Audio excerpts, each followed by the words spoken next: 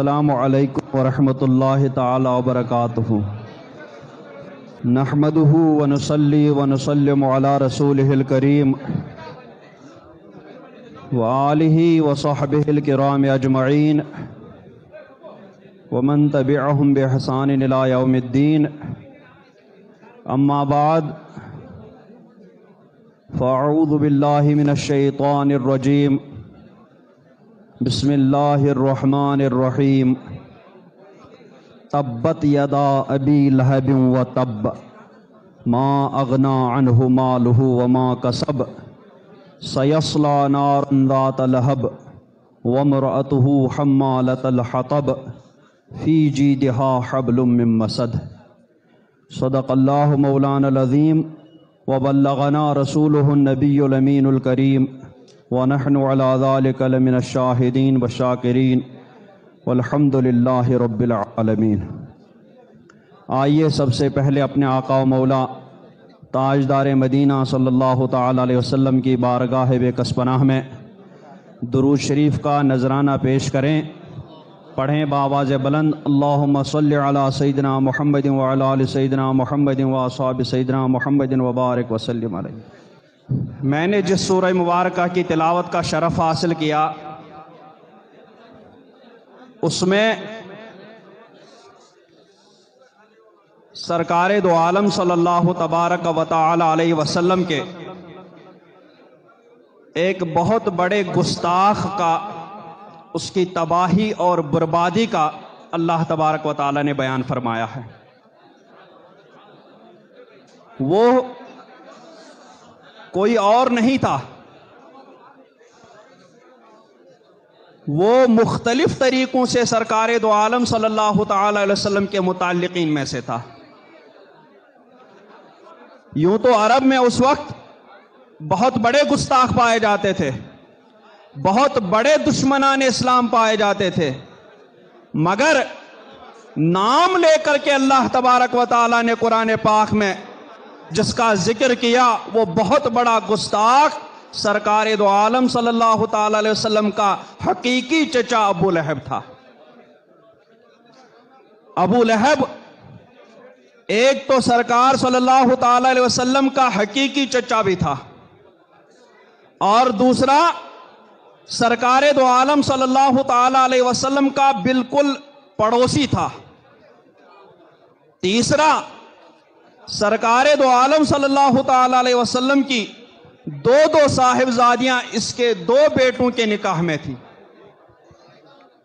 اور بھی کئی نسبتیں یہ سرکار دو عالم صلی اللہ تعالی علیہ وسلم سے رکھتا تھا۔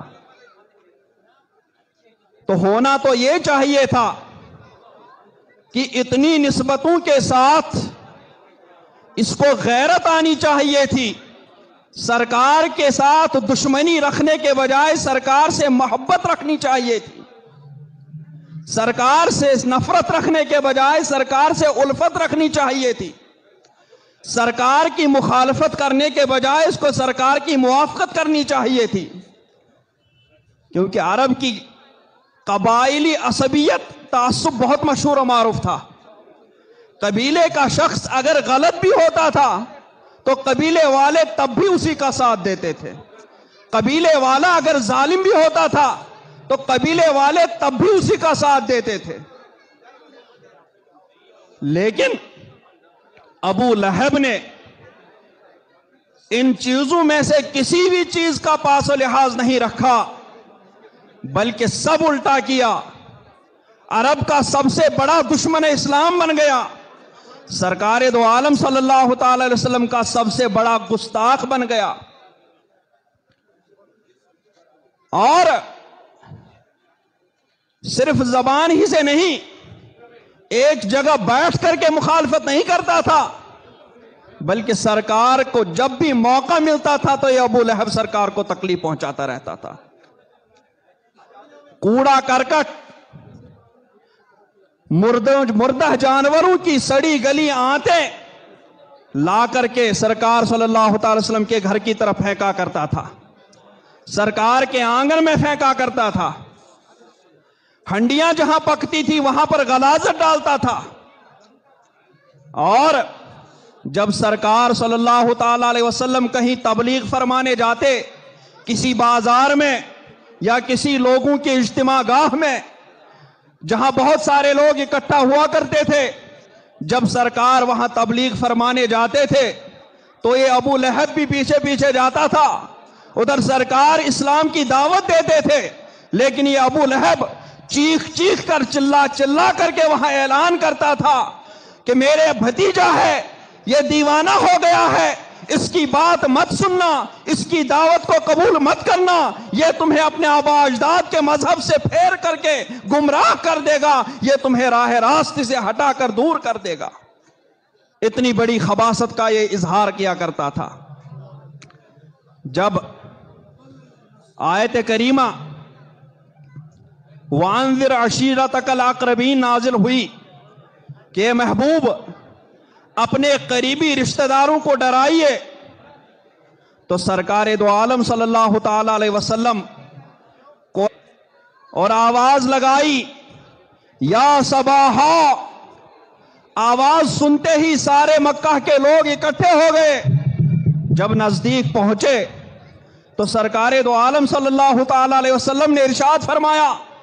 اے لوگوں، اگر میں تمہیں یہ بتا دوں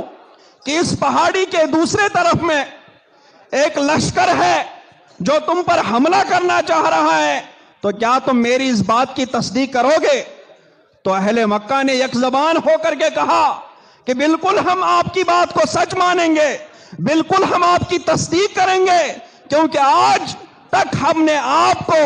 صدیق سچا مانا ہے، آج تک ہم نے آپ کو صادق پایا ہے، آج تک ہم نے آپ کو امین پایا ہے، ہم آپ کی بات ضرور مانیں گے۔ تو سرکار دو عالم صلی اللہ تعالی علیہ وسلم نے ارشاد فرمایا کہ سنو، اگر تم شرک کرو گے تو تمہیں میں بہت بڑے عذاب کا ڈر سناتا ہوں، بہت بڑے عذاب میں تم گرفتار ہو جاؤ گے، نارے جہنم میں تم گرفتار ہو جاؤ گے۔ یہ سنتے ہی سب سے پہلے جو شخص آگے بڑھا وہ ابو لہب تھا۔ ابو لہب آگے بڑھا اور اس نے انگلی کے اشارے سے سرکار دو عالم صلی اللہ تعالی علیہ وسلم کی طرف اشارہ کرتے ہوئے کہا، اے محمد صلی اللہ تعالی علیہ وسلم، تبًّ لک اما جمعتنا الا لہذا، تمہارے لیے معاذ اللہ بربادی ہو، تباہی ہو، کیا تم نے ہمیں صرف اسی لیے جمع کیا تھا؟ یہی بات سنانے کے لیے تم نے ہمیں جمع کیا تھا؟ یہ سنتے ہی سرکار دو عالم صلی اللہ تعالی علیہ وسلم نے تو کچھ نہیں فرمایا، عفو درگزر سے کام لیا۔ اس کے بعد ابو لہب واپس چلا گیا اور سرکار صلی اللہ تعالی علیہ وسلم تو خاموش رہے، لیکن سرکار کا رب پروردگار عالم اس نے ایک پوری سورت ابو لہب کی اس گستاخی کے جواب میں نازل فرمائی ہے، اور اس سورہ مبارکہ میں فرمایا، تبت یدا ابی لہب و تب، تباہ ہو جائیں ابو لہب کے دونوں ہاتھ، جس ہاتھ میں وہ انگلی ہے، جس انگلی سے اس نے سرکار کی طرف، جس انگلی سے اس نے میرے محبوب کی طرف اشارہ کرتے ہوئے سرکار کی گستاخی کی تھی، تباہ ہو جائے وہ انگلی، تباہ ہو جائے وہ دونوں ہاتھ، اور وہ تباہ و برباد ہو چکا ہے، اور وہ برباد ہو چکا ہے، ہلاک ہو چکا ہے، نقصان زدہ ہو چکا ہے۔ ما اغنا عنہ مالہ وما کسب۔ ابو لہب مکہ کے 4 رئیسوں میں سے ایک بڑا رئیس تھا، 4 بڑے رئیسوں میں سے ایک بہت بڑا رئیس ابو لہب تھا، لیکن اللہ تبارک و تعالی نے فرمایا، ما اغنا عنہ مالہ، اس کے مال نے اس کو کوئی نفع نہیں دیا، وما کسب، اور نہ ہی اس کی کمائی نے اس کو کوئی نفع دیا ہے۔ اس کی کمائی سے بعض مفسرین نے فرمایا کہ اس کی کمائی سے مراد اس کی اولاد ہے، اس کی نوجوان اولاد تھی، اور وہ اپنے مال پر بھی فخر کیا کرتا تھا، اپنی اولاد پر بھی فخر کیا کرتا تھا، کہتا تھا کہ اگر میرے بھتیجے کی یہ بات سچ نکلی، یہ بات صحیح نکلی، تو میں اپنی اولاد کو اور اپنے مال کو فدیے میں دے دوں گا اپنی جان کے بدلے میں۔ لیکن اللہ تبارک و تعالی نے فرمایا، ما اغنا عنہ مالہ وما کسب، اس کے مال نے بھی اس کو کوئی نفع نہیں پہنچایا، اور اس کی اولاد نے بھی اس کو کوئی نفع پہنچایا۔ اور یہ ابو لہب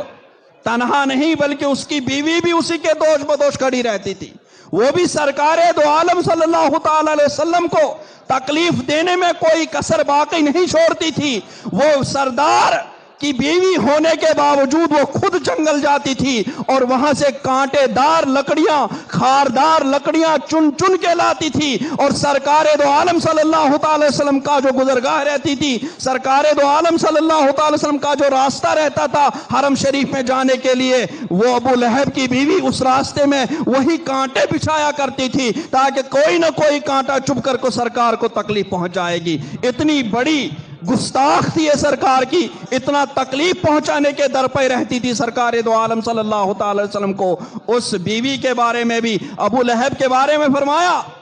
کہ اس کے مال نے بھی اس کو نہیں بچایا، اس کی اولاد نے بھی اس کو نہیں بچایا۔ سیصلی نارا ذات لہب، اس کا کیا ہوگا؟ ان قریب وہ شعلہ بھڑکی ہوئی آگ میں دھس جائے گا، بھڑکی ہوئی آگ میں گرفتار ہو جائے گا۔ وَامْرَأَتُهُ، اس کے ساتھ اس کی بیوی بھی اسی آگ میں اس کی بھڑکی ہوئی آگ میں داخل ہو جائے گی۔ کون سی بیوی؟ حمالۃ الحطب، جو جنگل سے لکڑیاں چن چن کے سرکار کو تکلیف دینے کے لیے لایا کرتے تھے۔ فی جیدہا حبل من مسد، وہ عورت، اس کے گلے میں سردار کی بیوی ہونے کا معاملہ ہو کر کے اس کے گلے میں موتیوں کا ہار پہنا رہتا تھا، لیکن اللہ تبارک و تعالیٰ نے فرمایا فی جیدہا حبل من مسد، اس کی گردن میں کھجور کی چھال کا رسہ،